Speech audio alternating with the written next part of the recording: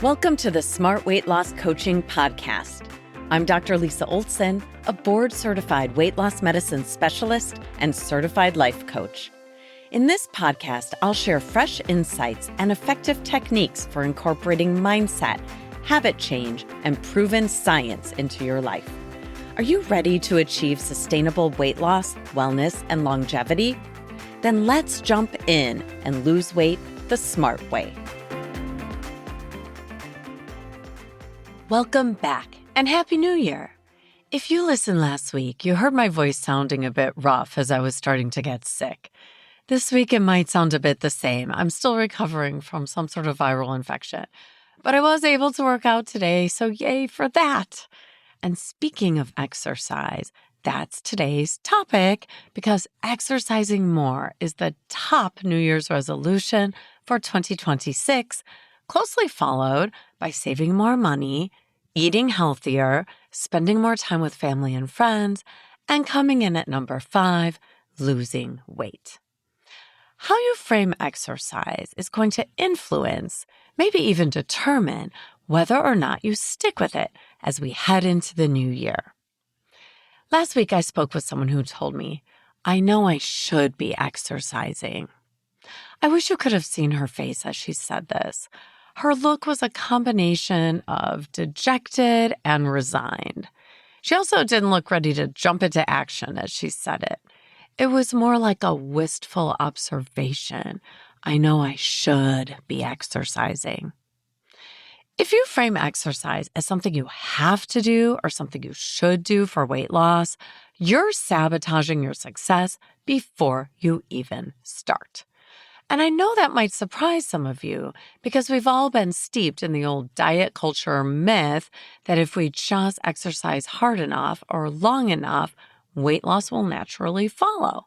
But the reality is more complicated than that. If you're a longtime listener of this podcast, you've heard me say this before, and it's always worth repeating. Exercise is not a weight loss tool.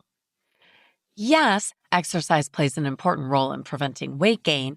Yes, it helps maintain weight loss once it's achieved. And yes, it's incredibly important for health and longevity. But if your primary goal in the new year is weight loss, it's important to understand that for all the wonderful things exercise does for the body and the brain, sustained weight loss usually isn't one of them. For those of you still clinging to the oversimplified calories in versus calories out explanation, this can be uncomfortable to hear. But decades of research show that exercise alone does not reliably produce long-term weight loss. Here's a thought experiment I offer people who doubt this. Think of someone you know who exercises regularly. Maybe they go running every day. Maybe they're at the gym constantly. Now think about their body. They probably don't gain weight, and they may never have put on weight in adulthood like most people have. But they also don't just keep getting thinner and thinner and thinner until they disappear, right? Even daily exercise tends to play more of a maintenance role than a weight loss role. I've had so many clients train for 5Ks, 10Ks, even marathons without losing weight during the process, which is often shocking if you've been told your whole life that exercise equals weight loss. But in the fields of obesity medicine and weight management, this finding is extremely consistent in the literature. Exercise is clearly not a weight loss tool.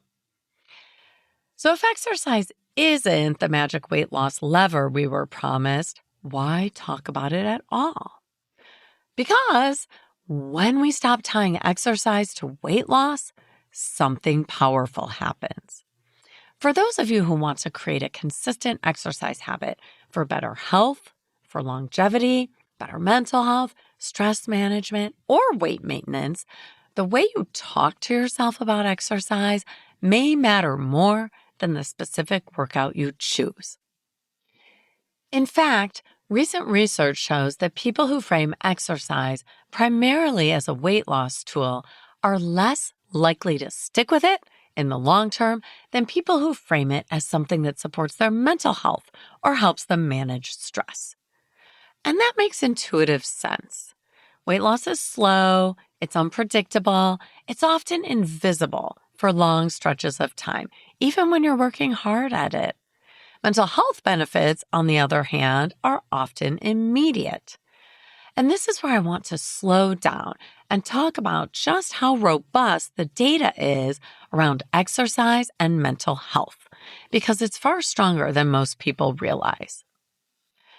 There's an impressive body of research showing that exercise is an effective treatment for both depression and anxiety.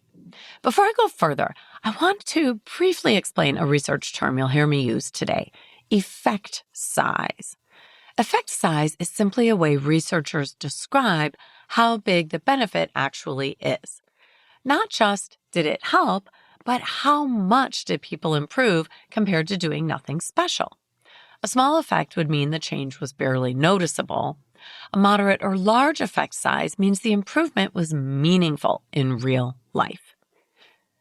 When researchers look at depression, exercise consistently shows moderate to large benefits, an impressive effect size.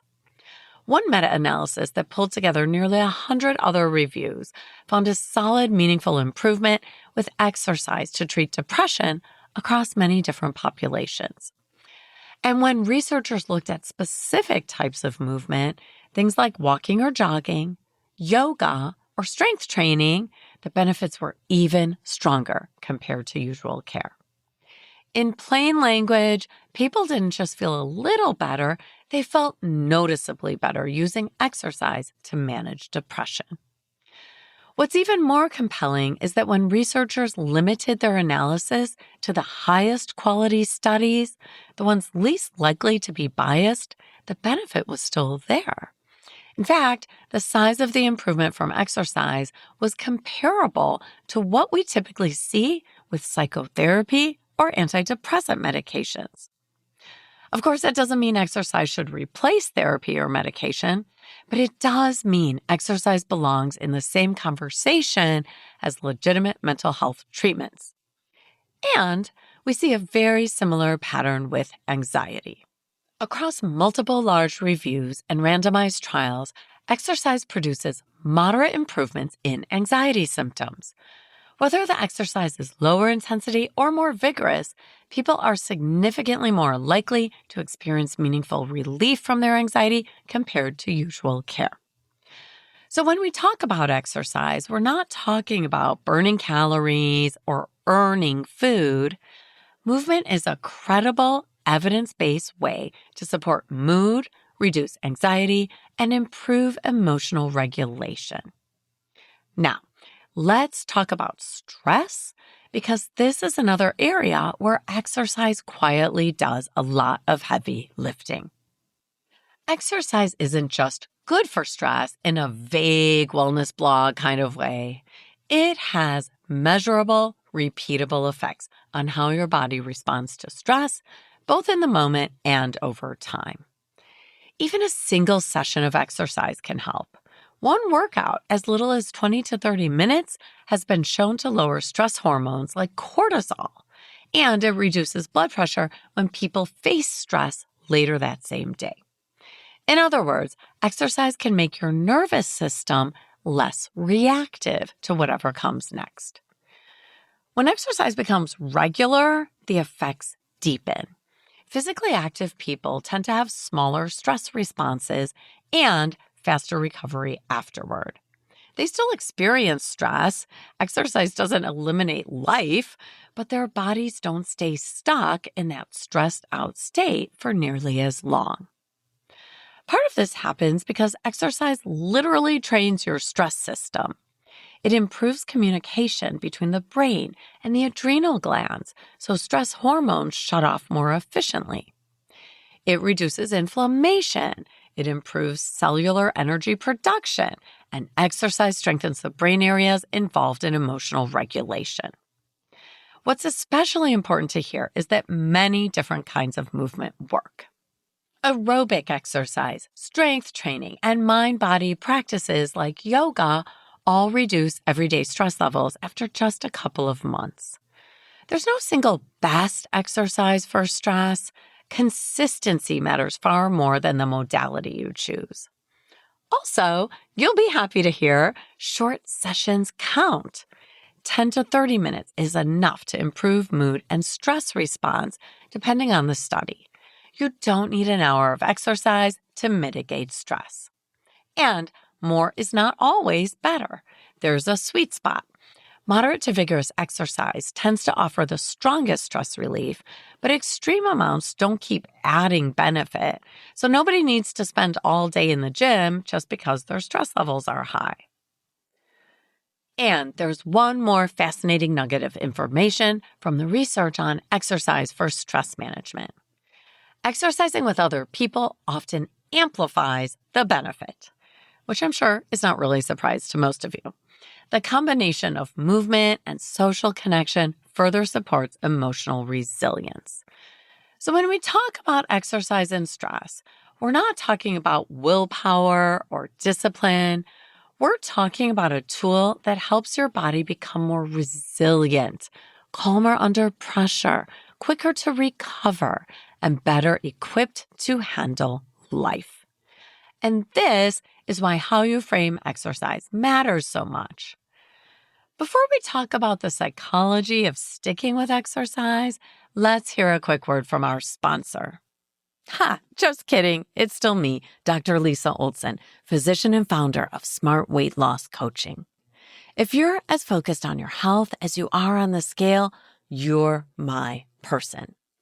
In my online program, we'll help you establish healthy habits for weight loss, better health, and longevity.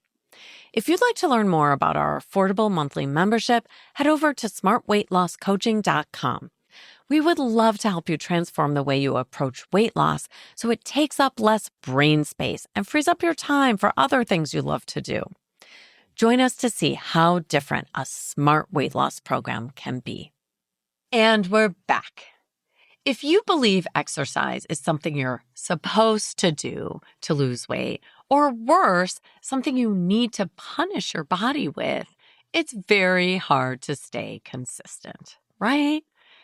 Motivation fades when the payoff feels distant, conditional, or tied to self-criticism. Let me emphasize that last part for all of you friends out there who are hard on yourselves. Motivation fades when self-criticism is involved. A lot of you don't believe that. Some of you believe that being hard on yourself will drive motivation, but I think you're wrong. It's time to turn that supportive voice you use with others on yourself. And when you start to frame exercise as something you do for your mental health, your stress levels, your mood, your relationship with exercise entirely changes. Instead of asking, did I burn enough calories? You ask, how do I want to feel today? That's an identity shift. You're no longer someone who exercises to fix your body. You're someone who moves because it supports your brain and your nervous system. It's good for stress management and emotional health. People who hold this identity tend to be more consistent, not because they're more disciplined, but because the reward is immediate. You feel calmer, clearer, more emotionally steady, and that feedback loop brings you back again and again. This aligns closely with what we see in sports psychology. Elite athletes don't rely on motivation. They rely on identity, routine, habit, and environment. They don't wake up every day debating whether they feel like training. Training is simply part of who they are. It's scheduled, it's expected, and it's emotionally neutral more often than it's exciting. They also don't frame training as punishment. They frame it as maintenance of their capacity for performance, resilience, and longevity in their sport. That same principle applies here. Consistency doesn't come from hype or willpower. It comes from reducing friction, lowering emotional resistance, and connecting behavior to identity. Which brings me back to language. Your brain is always listening to how you talk about exercise. Words like should, have to or need to create obligation, and for many people, a sense of dread. Listen to these 3 phrases. I have to get up early to work out. I should start exercising. If I weren't so lazy, I'd use my treadmill. Now compare that to these 3 phrases. I get to take a walk with my neighbor. I want to strength train for my health. I'm looking forward to seeing my sister at yoga class. This doesn't mean you have to feel excited about exercise. You don't. Personally, I don't feel excited about brushing my teeth, but I do it because I've created a neutral, peaceful thought about it. I want to take good care of my teeth so they last my whole life. That's how I think about exercise too. Calm, neutral, supportive. It's not dramatic, it's not punishing, and I'm not counting the calories I burn as a way to lose weight or to decide how much I can eat. And that's the shift I want you thinking about as you head into the new year. Not how to exercise harder or more often, but how to connect movement to who you believe you are and why you're doing it.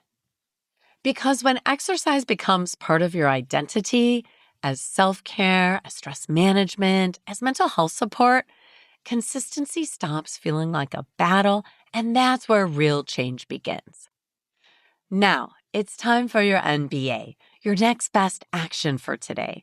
Just one immediate thing you can do today in order to support your health, your longevity, your weight loss, or your wellness vision for the new year. Take a moment and think about the way you frame exercise. Would you like your MBA to involve a reframing? Or maybe you simply want to uncouple exercise from weight loss by taking it out of your weight loss toolbox and moving it into your healthy habit toolbox, along with all the other things you do, from brushing your teeth to eating enough fiber to finding your purpose in life. Whatever your MBA, be sure you write it down each week in a notebook so you can keep adding new MBAs throughout the upcoming year. Thanks so much for listening. If you'd like more support during your smart weight loss journey, check out our group coaching program at smartweightlosscoaching.com. Until next time, stay well and stay smart.